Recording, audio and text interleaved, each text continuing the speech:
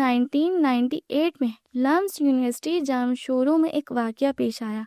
واقعہ کچھ اس طرح کا ہے کہ کچھ نوجوان لڑکے ڈاکٹر بن رہے تھے، پوسٹ مارٹم کیا کرتے تھے۔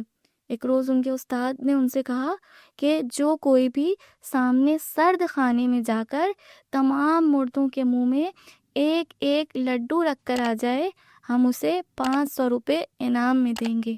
اب اس زمانے میں 500 روپے بھی بہت بڑی رقم تھی۔ اب انسان بہادری بھی وہاں کرے جہاں کہ اسے یقین ہو کہ ہاں وہ لڑ پائے گا۔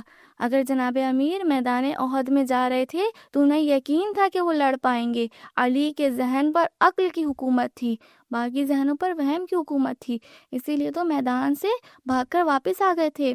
اگر عقل کی حکومت ہوتی تو جناب امیر کی طرح ڈٹ کر مقابلہ کرتے۔ اب ان تمام اسٹوڈنٹس میں ایک لڑکا تھا، ڈرتا بھی تھا اور لالچی بھی تھا۔ یہ ڈر اور لالچ جب ایک جگہ آ جائے تو یہ بہت خطرناک ثابت ہوتی ہے۔ پہلے سوچیں کہ ہمارے اندر اتنی ہمت ہے بھی یا نہیں۔ ایک مجلس جذباتی سن کر میدان جنگ میں چلے جائیں اور پھر بھاگ کر واپس پلٹ آئیں تو کیا فائدہ؟ پہلے خود کو اتنا مضبوط بنائیں کہ ہمیں یقین ہو جائے کہ اگر یہ وہم ہمارے ذہنوں پر حملہ کرے گا تو ہماری عقل اس سے ضائع نہیں جائے گی۔ تقویٰ کا سب سے بڑا فائدہ یہ ہے کہ متقی انسان کا اپنے ذہن پہ پورا کنٹرول ہوتا ہے۔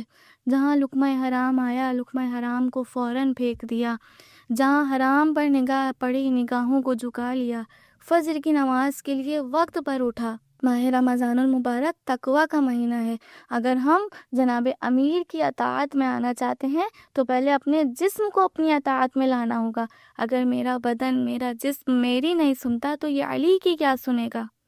تو ان میں سے بس ایک لڑکا ڈرتا بھی تھا اور لالچی بھی تھا۔ اس نے سوچا کہ میں جا کر تمام مردوں کے منہ میں ایک ایک لڈو ڈال کر آ جاتا ہوں، انعام ملے گا۔ اب وہ لوگ بھی 500 روپے مفت میں تو دینے والے نہیں تھے۔ انہوں نے کیا کیا؟ تمام مردوں کے بیچ میں ایک زندہ سلا دیا۔ اب یہ شخص، یہ لڑکا لڈو کا ڈبہ اٹھائے مردے خانے کی طرف گیا، ایک مردے کے منہ میں، دوسرے کے، اور پھر تیسرے کے منہ میں۔ لیکن جیسے ہی اس نے زندہ کے منہ میں لڈو ڈالا، مردوں کو کیا پتا کہ لڈو کا ذائقہ کیا ہوتا ہے، لیکن زندہ کو تو معلوم ہے، زندہ تو جانتا ہے کہ کیا ذائقہ ہوتا ہے اللہ کی نعمتوں کا۔ جیسے ہی اس نے زندہ کے منہ میں لڈو ڈالا اور لڈو ڈال کر آگے بڑھا، پیچھے سے آواز آئی، ایک لڈو اور دو۔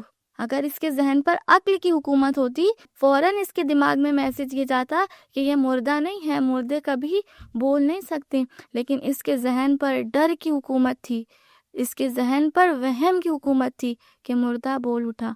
اس بیچارے کو وہیں پہ اٹیک ہوا اور یہ مر گیا۔ اگر اس کے ذہن پہ، اس کے دماغ پہ عقل کی حکومت ہوتی تو اس کے دماغ میں فوراً یہ خیال آتا کہ مردے کبھی بولا نہیں کرتے۔ تو عزیزان محترم، اس مالک حقیقی کا ہزاروں بار شکر، لاکھوں بار شکر ادا کرتے ہیں کہ اس نے ہمیں عقل جیسی نعمت عطا کر کے اشرف المخلوقات بنایا،